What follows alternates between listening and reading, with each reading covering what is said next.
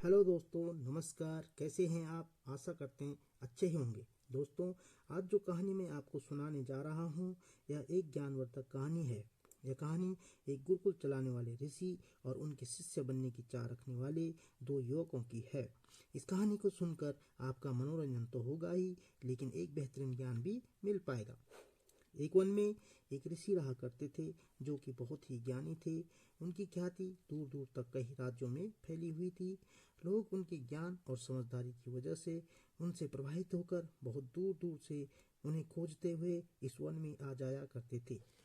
एक दिन दो युवक इन ऋषि मुनि की खोज में इस जंगल में आ पहुंचे, जहाँ एक बड़े ही सुंदर रमणीय स्थल में ऋषि मुनि अपना गुरुकुल बनाकर रहा करते थे।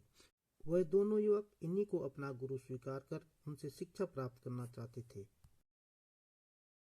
ऋषि अपने गुरुकुल में कई युवकों को शिक्षा दे चुके थे, लेकिन वे किसी भी युवक को शिक्षा देने से पहले उनकी परीक्षा लिया करते थे। जो भी परीक्षा की कसौटी में खरा उतरे, उन्हें ही उनकी शिक्षा प्राप्ति का सौभाग्य प्राप्त होता था। इन दोनों युवकों को ऋषि ने देखा तो वे उन्हें अच्छे घर से लगे।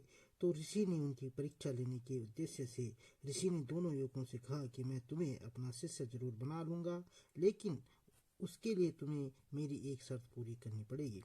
युवकों ने ऋषि से कहा कि आप जो भी कहेंगे हमें मंजूर है गुरुजी।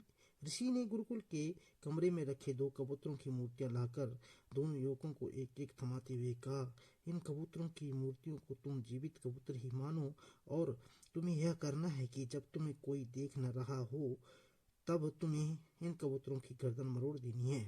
जब तुम ऐसा करने में सफल हो जाओ तो मेरे पास चले आना। दोनों युवकों ने अपने अपने कबूतरों को ध्यान से देखा। दोनों ही कबूतर बहुत सुंदर थे। उन पर बहुत अच्छे से रंग और आकृतियां बनी हुई थी। दोनों के मन में ख्याल आया कि इतनी आसान और सरल परीक्षा से गुरुजी हमें क्या सिखाना चाहते होंगे। दोनों ने अपने अपने कबूतर लिए और अलग अलग दिशा में वन में चले गए। एक युवक वन में थोड़ी दूर गया, जहां एक सुनसान मैदान उसे दिखा। उसने चारों तरफ अपनी नजरें घुमाकर देखा और यह निश्चित करने के बाद कि उसे कोई भी नहीं देख रहा है, उसने अपने साथ लाए कबूतर की गर्दन मरोड़ दी और फिर वापस गुरु के पास चला गया। दूसरा युवक भी वन में दूसरी तरफ से एक सुनसान जगह पर पहुंचा और एक पेड़ के नीचे खड़ा रहकर हर तरफ से नजरें घुमाकर देखने के बाद जब वह कबूतर की गर्दन मरोड़ने लगा, तब उसकी नज़र अचानक पेड़ के ऊपर बैठे अन्य पंछियों पर पड़ी, क्योंकि उसे ऐसा करते हुए वे पंछियां देख रहे थे। युवक बिना उस कबूतर की गर्दन मरोड़े ही गुरु के पास पहुंचा। गुरु के पास जाकर युवक ने गुरु से माफी मांगते हुए कहा कि गुरुजी, मुझे क्षमा कर दीजिए। मैं आपका दिया यह काम पूरा नहीं कर पाया, क्योंकि जब भी मैं ऐसा करने की कोशिश करता तो मुझे कोई ना कोई देख रहा था। जब मैंने यह सुनिश्चित कर लिया कि बाहरी दुनिया में मुझे कोई देख नहीं रहा है, तब भी मेरी अंतरात्मा और परमात्मा मुझे देख रहे थे। इसलिए मैं इस परीक्षा में पूरी तरह असफल हो गया हूँ गुरुजी। ऋषि ने उस युवक को शाबाशी देते हुए कहा कि तुम इस कसौटी में असफल नहीं बल्कि पूरी तरह से सफल हुए हो।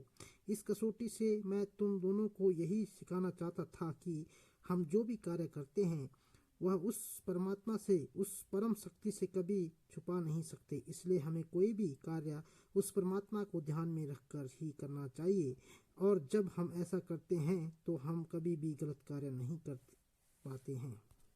तो दोस्तों, उम्मीद करता हूँ आपने यह ज्ञानवर्धक कहानी पूरी जरूर सुनी और समझी होगी।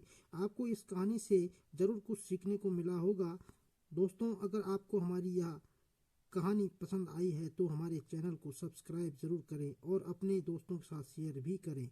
कहानी सुनने के लिए आपका बहुत बहुत धन्यवाद।